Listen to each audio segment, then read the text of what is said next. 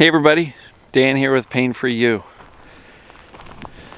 Today's topic is you've been lied to.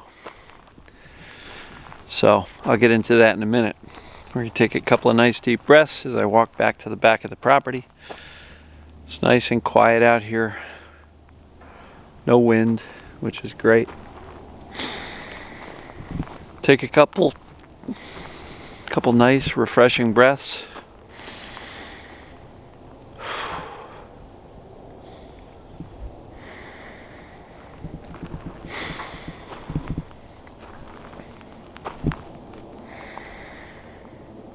All right, I'll let you put the words to that one. One more. All right, so today's topic, you've been lied to. And I don't think it means that you've been lied to by anybody with ill intent or who is meaning to do you harm. But lies nonetheless, mistruths, misinformation. You've been told and taught that your body's frail and easily broken. It's not true, it's a lie. You've probably also been told throughout your life that you're not good enough. People disapprove of you. You're not good enough for this, you're not good enough for that. You'll never make good. So these are lies. And then all of a sudden what we find is as we get older and older and older, we're the ones repeating those lies. We're the ones repeating it. I got a bad back. I must have said that 10,000 times over those 13 years. And I knew about Sarno for most of it. But I still, whenever I didn't want to or couldn't do something because I would hurt, I got a bad back. Lies, lies, lies. So where are all these lies coming from? It's coming from a medical institution that just doesn't really understand the mind-body connection, the stress-induced illness, the stress-induced pain. So you've been lied to. What if you're not broken? What if you're not frail? What if you're not injured? What if you're not damaged physically? And what if you were good enough? What if you could accomplish great things? What if you were strong enough and not weak? What if you were able to get over your past emotional traumas? You know, a lot of people carry around our past traumas like they're badges of honor and things that we lean on to say, hey, my life screwed up because of everything I went through. Okay, but what if you were actually able to kind of look back at the traumas, get the lessons, the lessons learned, that bad things happen to good people, and you're one of them, but you're still standing, you're still sitting here. Hopefully you're still smiling. Smile at this thought that what if you're not broken beyond repair? You may feel broken, but what if that's a lie too? What if you were good enough? What if you were strong enough? What if your body's already whole and well and capable of moving pain-free? What if?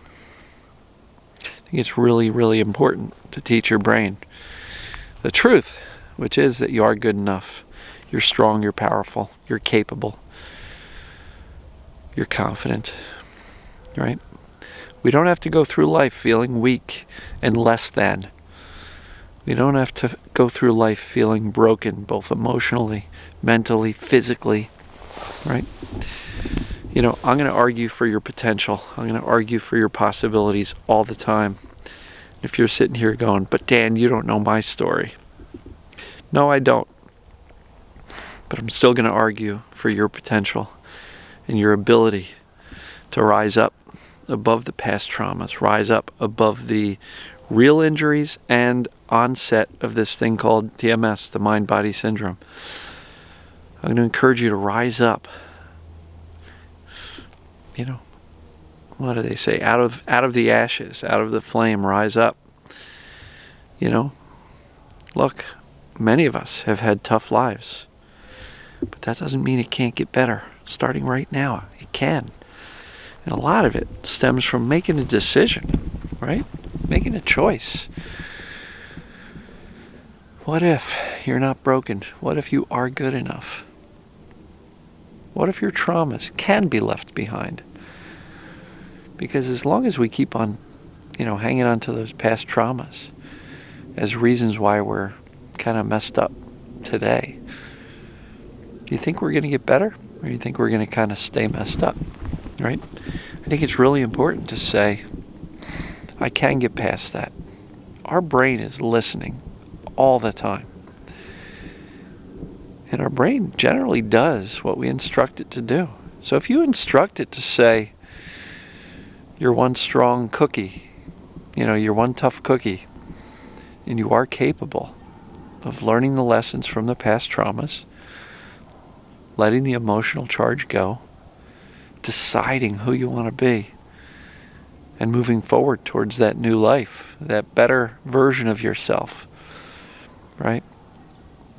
I mentioned it a long time ago in a video, many hundreds of videos ago, about creating a version 2.0 of yourself. In my case, it's version 5.5 for 55 years old, right? I've gone through many versions of myself.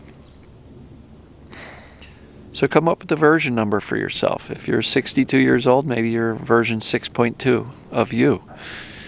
But it's never too late. It's absolutely never too late. I don't care how old you are. I don't care if you're on the younger side of the spectrum of my audience, where you're in your teens or 20s, or if you're in the 70s or 80s, I still think we can always change our perspective, change our outlook. And by doing that, we can change our lives. So, you've been lied to. Yes, you have been. But it's up to you at this point to decide that they were lies. It's up to you to stop telling yourself those lies over and over again. Because if you're still walking around telling yourself a lie that you're broken and frail and your body is falling apart, now that you know that that's not true, it's on you. Change the script. Stop telling yourself those lies. I don't know. Come up with a new version of you. What does that look like? And every day, take some steps towards it. Will it take some courage and strength and bravery? Hell yes. But guess what? You are courageous enough, strong enough, brave enough to do this. Again, I believe in you. I believe in the potential for all of us to get well, to eliminate our physical symptoms. And look, so much of this is a sales job to teach the brain and convince the subconscious that we're actually okay. And all the things I talk about all the time are geared to do just that.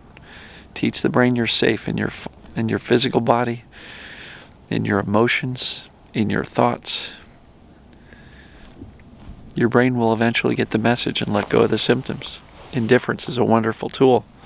Saying, yeah, I don't feel great, but I'm not going to sit on the couch and mope about it. I'm going to get on my bike anyway, or I'm going to go take a walk, or I'm going to walk the dog, or I'm going to do something that I would normally put off because I don't want it to hurt.